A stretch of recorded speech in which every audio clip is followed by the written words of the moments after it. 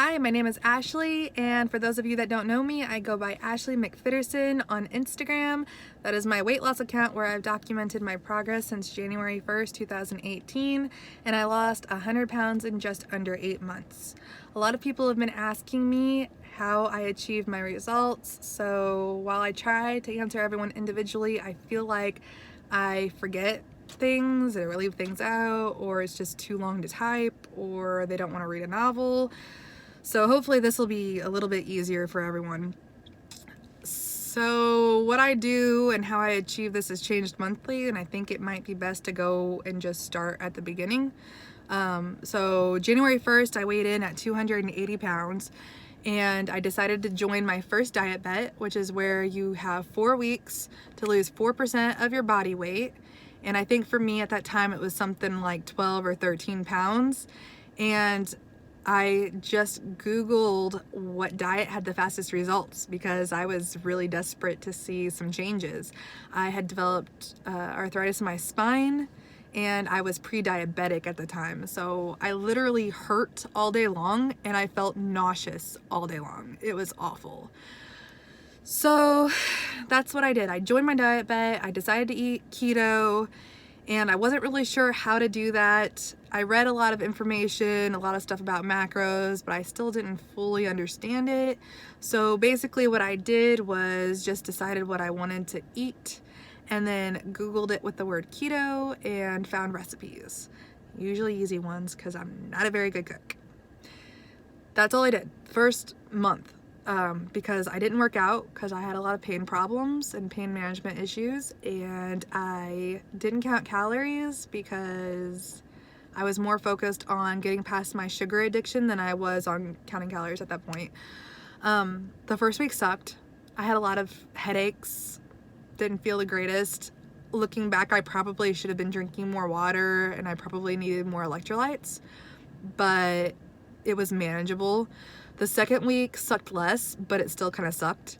And then the third week, I had this amazing explosion of energy. It was just fabulous. I cannot even describe. It was like the clouds parted and the sun was shining and the rainbows came out and like birds were singing or something. Just amazing. It was so intense that I almost couldn't sleep for a couple of weeks. Like, whoa. Because I didn't have that kind of energy. I've never had that kind of energy, not since I was a child. So then week 4 came and I jumped on the scale, and mind you, I'd promised myself that I wasn't going to cheat during this diet bet, that no matter how much I lost, I wasn't cheating until the end of the diet bet. So I jumped on the scale to weigh in, and I needed to lose 12 or 13 pounds, and instead I lost 23 pounds. Are you kidding me? 23 pounds in a month. I was so excited. So excited. My clothes fit differently already. I just can't even explain. It was like night and day. My back hurt less already. It wasn't completely gone yet, but it was better. So month 2 come along and I decided to stick with the keto, even though I was just sure I was going to hate it, but it turns out that I loved it. I kept looking up recipes and everything, but I started checking like all of my macros and all of my calories, and I cut my calories down to 1800, and I made sure that I kept my carbs under 20 grams.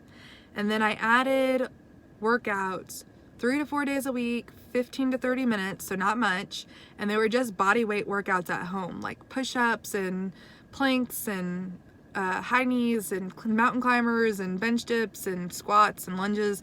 And honestly, I sucked at all of them. Like, whoa, like I couldn't do any of it. Like one of the Fitbit exercises that they wanted me to do was leg lifts, where you lay on your back on the floor and then you lift your legs up off the ground.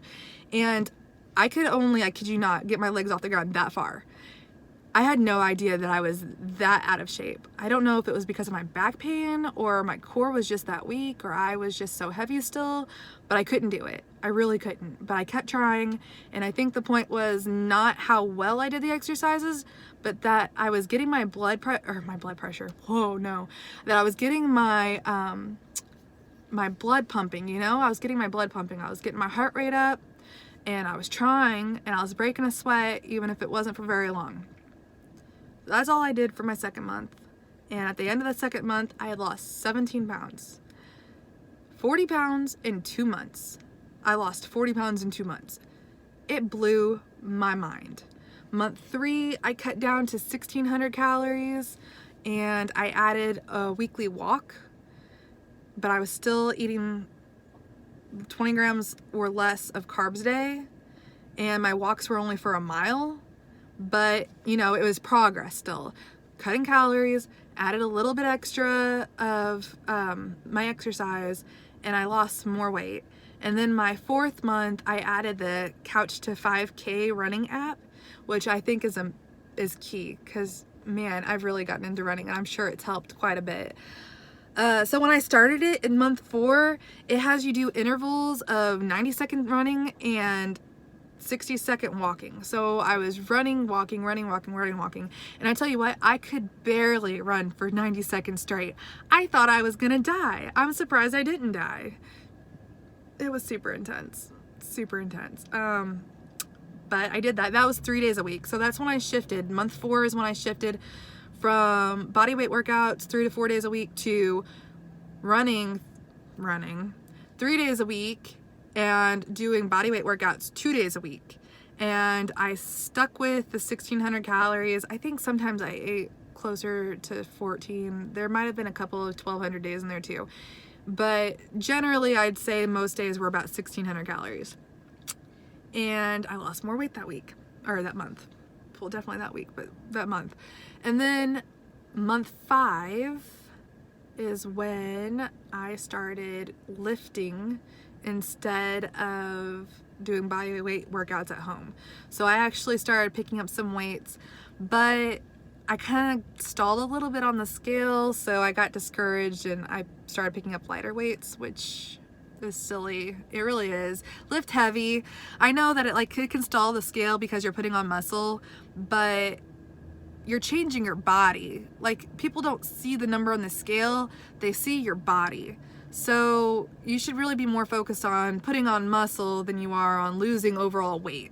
I mean, fat loss and muscle gain. But that's a different topic. Anyway, so I was running 3 days a week still, and mind you, it's getting gradually more intense. So my run days, every time I go, is getting harder and harder. And then my lifting weight resistance days was twice a week, and I definitely cut to 1,400 that month, and I lost more weight. And so June 1st, I weighed in at 199 pounds. So 280 January 1st, 199 June 1st. It was incredible. My life has changed so much in such a short amount of time. And that's all I've done. Like, I'm still doing that exact same thing, except for my runs have gotten more intense. My weights have gradually gotten a little heavier. Although I really think that I need to add a 3rd day of lifting and that I need to lift heavier now that I'm getting closer. But I will say that month 5, I also switched, instead of doing 20 grams of carbs or less, I switched to 20 grams net carbs or less. That allowed me to eat way more green vegetables than I had been eating in the past, which makes much more sense to me, because I don't feel like you should ever have to limit how much salad or how much broccoli or how much asparagus or how much kale you're eating. I mean, that should be free food, in my opinion. So I eat a ton of green food. That's just what I like to fill up on. It makes me feel like I'm not on a diet, because I have this huge plate full of food in front of me, along with my lean proteins. Oh yeah, I did start eating cleaner too. That's important. Sometime around month 3 or 4, instead of eating all the junk food I mentioned at the beginning of this video, I started eating like chicken thighs and bunless burgers and steaks and salmon steaks and tuna salad, and less sausage and less ham and deli meats and dairy. And I mean, that's fine. A lot of people get great results with that, but I feel like eating cleaner definitely sped up my weight loss when I had started to stall there for a minute. So that's what I eat.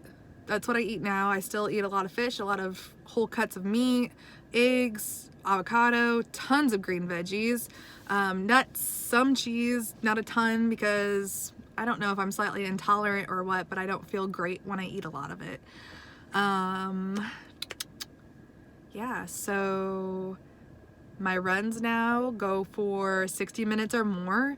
I can literally run 6 miles at a time now. 6 miles. That wasn't even in my plan. I thought it would be wonderful if I could ever run a 5K. That's 3 miles.